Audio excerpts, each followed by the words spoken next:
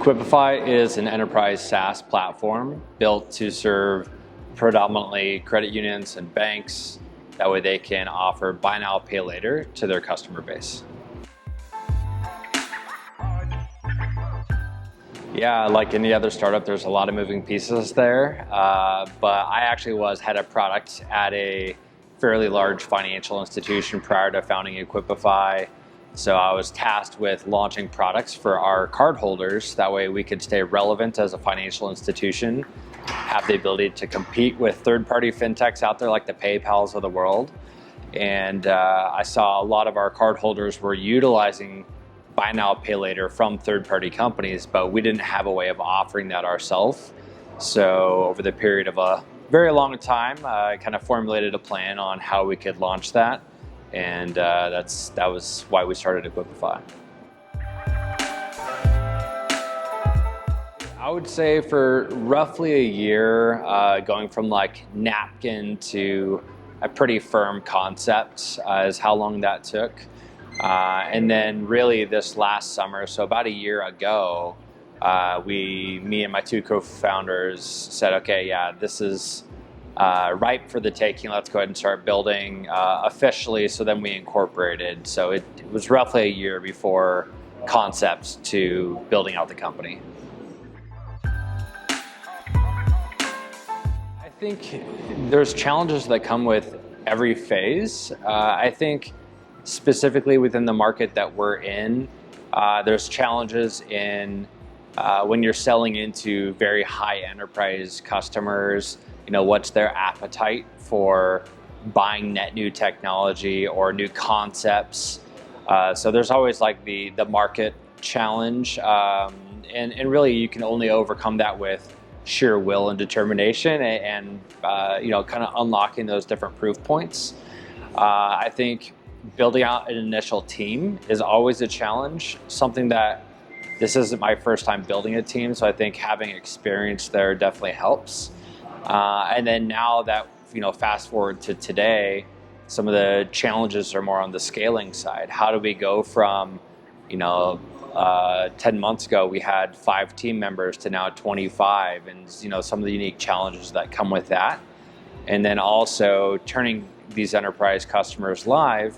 Now that we are getting across that finish line, what does customer success and scaling within our customer base actually look like?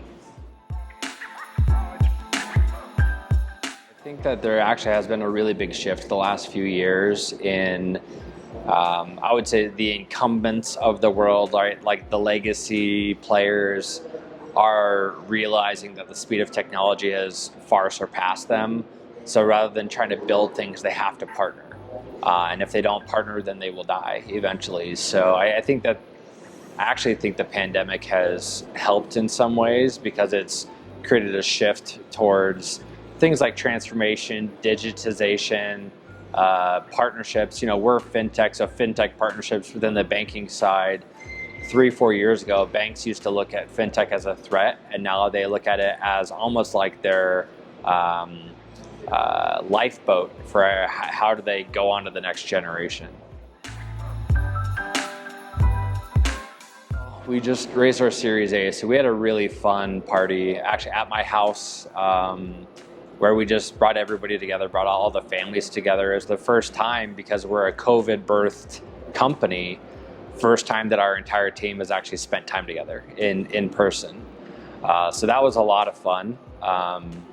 And I think building a company from nothing opens a lot of opportunities to build a culture that you really want. So, you know, things like having radical transparency built into the fabric of our company not only, you know, fosters innovation internally, but also allows people to talk about their struggles or maybe some of the problem issues that they're running into.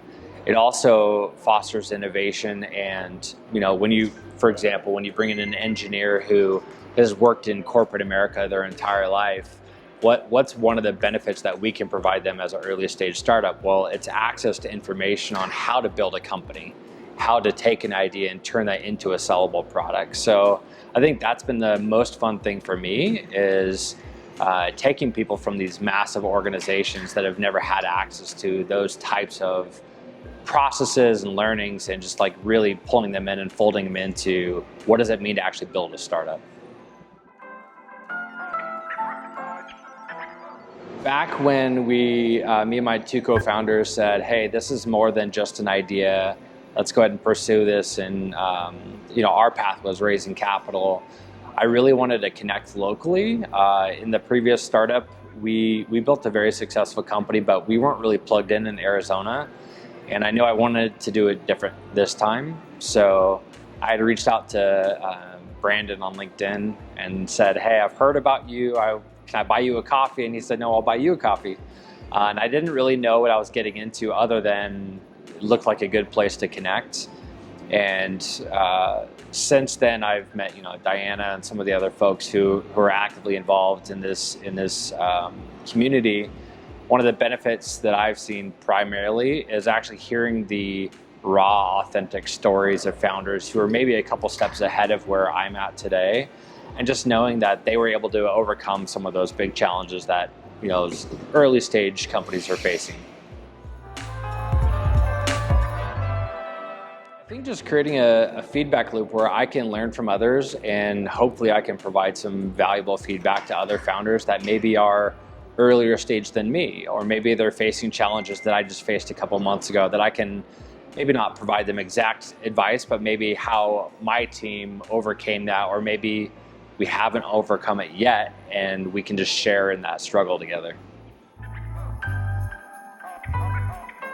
I think getting plugged in into a community where they can have like-minded folks who are maybe going through the same exact thing has been a huge benefit to me personally, not only within the company, but also just like my mental health.